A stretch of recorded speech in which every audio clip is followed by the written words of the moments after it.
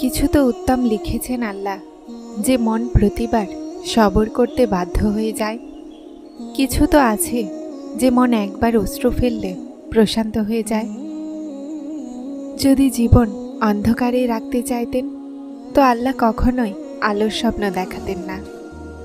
আল্লাহর সত্তার ওপরে বিশ্বাসী হলো সফলতা। শুধু তার সত্তার ওপরে ভরসা রাখুন। সময় কঠিনই হোক, কিন্তু বদলে যাবে ইনশাআল্লাহ। মনের বোঝা আল্লাহর সামনে কাঁদলে হালকা হয়ে যায়, যেখানে না অতীতের খোঁটা মেলে আর না বর্তমানের। শুধুমাত্র রহমতের চাদরে ঢেকে নেওয়া হয়। আল্লাহ পাকের দয়া এবং রহমত সবসময় যেন আপনার সাথে থাকে। আমিন। তিনি দিলে তো শুকরিয়া তার, উনি না দেন তো দুঃখ নেই। আমার রবের ফয়সালা উত্তম, সেই ফয়সালার কোনো মোকাবেলা নেই। হে আল্লাহ, আমার মনে হেদায়েত দান করুন, আর আমাকে আমার নফসের ষড়যন্ত্র থেকে রক্ষা করুন। যে বিপদ আল্লাহর থেকে দূরে সরিয়ে দেয় সেটা শাস্তি, আর যেটা নিকটবর্তী করে দেয় সেটা হলো পরীক্ষা। সব দুঃখ তিনটা কথাতে এসে শেষ হয়ে যায়। আল্লাহ আছেন না, আল্লাহ শেষ নয়, একমাত্র আশ্রয়। তিনি রাগান্বিত হন তখনও ভালোবাসা ছিল না। আমার আল্লাহর তো অসন্তুষ্টিও ততটাই প্রিয় হয়।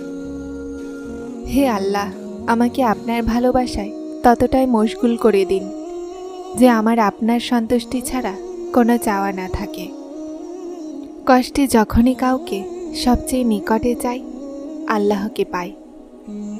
তোমার একজন রব, তাও তুমি তাকে মনে করো না, কিন্তু তার কতগুলো বান্দা আছে, তারপরও তিনি তোমাকে ভোলেন না।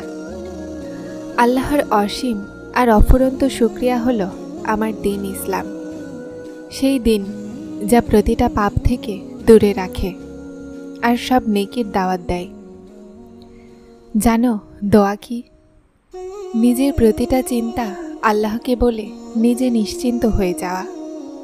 আল্লাহ উত্তম করবেন, এটা সেই আওয়াজ যেটাতে মানুষের অর্ধেক চিন্তা শেষ হয়ে যায়। আল্লাহর সাথে ভালোবাসা হলো সেই ভালোবাসা যা কখনোই একতরফা হয় না। আল্লাহ জানেন মনের পরিস্থিতি আর খেয়ালের রহস্যও। হে আমার রব, আমাকে প্রতিটা সেই জিনিস আর ব্যক্তি থেকে দূরে রাখুন যা বাস্তবে আমার জন্য দুঃখ আর চিন্তার কারণ হবে। অশান্তি বেড়ে যায়, তাহলে ইবাদতের সময় বাড়িয়ে নাও আর আল্লাহর সাথে কথা বলো। নিজের দুঃখ কষ্টের প্রতিষেধক তার কাছেই যাও। আল্লাহর ভালোবাসা সেই শক্তি যা সবর, তাওয়াক্কুল, খুশি আর মানুষকে ছাড়া বাঁচতে শিখিয়ে দেয়। ভালোবাসার শুরুও আল্লাহ আর ভালোবাসার শেষও আল্লাহ। যতটা মজবুত আল্লাহর ওপর ঈমান, ততটা বেশি মনের শান্তি। হে আল্লাহ, আমাকে ওই রাস্তায় চালান যা আপনার কাছে পৌঁছে দেয়। আল্লাহ বলেন, আমার হয়েই তো দেখো, আমি এই জাহান তোমার করে না দিই তারপর বলো। নিজের মনকে মজবুত বানাও আর আল্লাহর ওপরে ঈমান রাখো। উনি তোমার প্রতিটা বিপদ সহজ করে দিবেন। হে আমার আল্লাহ, আমি নিরুপায়, আপনি আমাকে সাহায্য করুন। আমিন। যখন তুমি জেনে যাবে যে আল্লাহ তোমার সাথে আছে, তখন এতে কোনো কিছু যায় আসবে না যে কে তোমার বিপক্ষে। আল্লাহ চাইলে দেন, তো আবার অহংকার করলে ছিনিয়েও নেন। রাতের অন্ধকারকে দিনের আলো বদলানেওয়ালা হে আমার আল্লাহ, আমার মনের অন্ধকারকেও আপনার দয়ার আলোতে বদলে দিন। ইয়া আল্লাহ, আপনি ছাড়া অন্য কারো মুখাপেক্ষী করেন না। বিপদের শেষ সমাধান আল্লাহর সামনে ঝুঁকে যাওয়া। এই কথাও কতটা সান্ত্বনা দেয় যে যা হয়েছে তাতে আল্লাহর কোনো না কোনো পরিকল্পনা অবশ্যই আছে। দুনিয়াতে সবচেয়ে বেশি প্রশান্ত তারা, যারা তাদের সমস্যা আল্লাহর সোপর্দ করে দেয়। যখন ইবাদত বোঝা থেকে শান্তি হয়ে যাবে, তখন বুঝে নিও তুমি আল্লাহকে আর আল্লাহ তোমাকে ভালোবাসেন। দুঃখ থেকেই তো জীবনের পরিচয় পাওয়া যায়। আর পরীক্ষা আল্লাহ তাদেরই নেন যাদেরকে তিনি অফুরন্ত ভালোবাসেন। জানো কেন? যেন তিনি তাদেরকে বেছে নেন আর আপন করে নেন, আর যাদেরকে তিনি বেছে নেন তাদেরকে অন্য কারো হতে দেন না। এজন্য তিনি সেই জিনিসগুলোকে তোমার থেকে দূরে করে দেন যা তোমার আর তার মধ্যে দূরত্ব সৃষ্টি করে। আর শেষমেশ তিনি থেকে যান আর তুমি থেকে যাও। কিছু জিনিস তোমার হকে উত্তম হয় না, এজন্য আল্লাহ তাআলা সেগুলোকে তোমার থেকে আলাদা করে দেন। এমন নয় যে তিনি সেই জিনিসগুলোকে উত্তম বানাতে পারেন না, বরং কখনো কখনো তুমি সেই জিনিসের আশা করে বসো যা অন্য কারো নসিবে আছে, যেটা তোমার কাছে থাকা শুধুমাত্র দুঃখের কারণ। এজন্য আল্লাহ তোমাকে দীর্ঘস্থায়ী কষ্ট থেকে বাঁচানোর জন্য সাময়িক কষ্ট দেন। প্রতিটা জিনিস তোমার ভাগ্যের অংশ হয়ে আসে না, কেননা তুমি সেই কথাগুলোকে কখনোই বুঝতে পারবে না যা আল্লাহ জানেন। আর যদি তুমি সেগুলোর বাস্তবতাকে বুঝে যাও, যেগুলোকে আল্লাহ তোমার থেকে দূরে করে দেন, তো তুমি কখনো সেগুলোকে ফিরে পাওয়ার ইচ্ছা করবে না।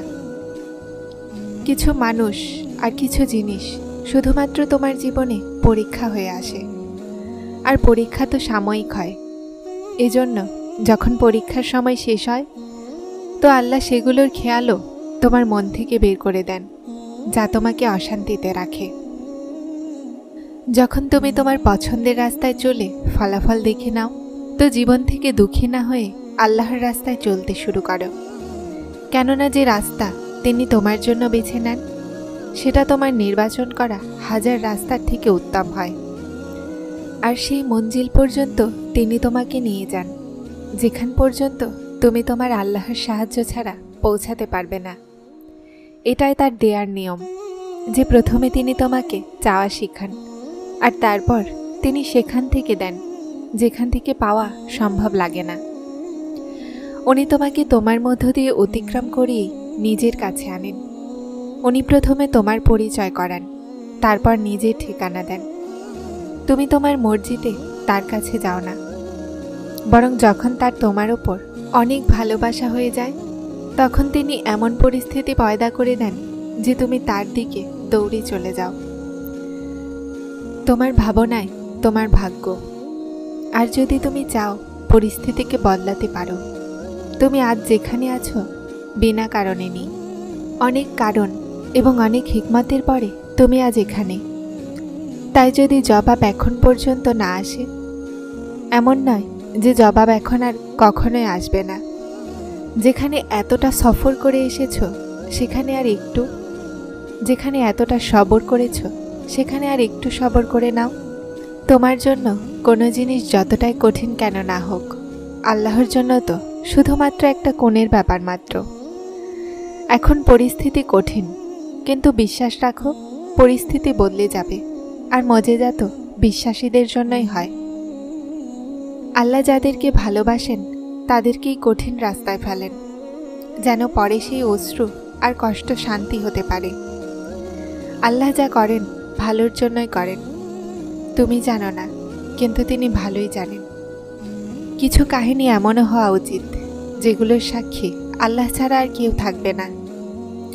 আল্লাহর প্রতিটা ফয়সালাতে প্রশান্ত থাকুন। যখন কখনো আপনি একাকিত্ব অনুভব করেন, তো এই দুনিয়ার সবচেয়ে উত্তম মানুষ আপনি। আল্লাহ সব জানেন আপনার সাথে কি হয়েছে আর কি হতে চলেছে। শুধু সবর রাখুন, সময় বদলে যাবে, কেননা সময় একরকম থাকে না। যখন ধাক্কা খেয়ে পড়ে না যাও, তো বুঝে নিও দোয়াগুলো ধরে নিয়েছে। যারা চ্যানেলটিতে নতুন এসেছেন তারা সাবস্ক্রাইব করে হেদায়েতের সাথে থাকুন। আসসালামু আলাইকুম।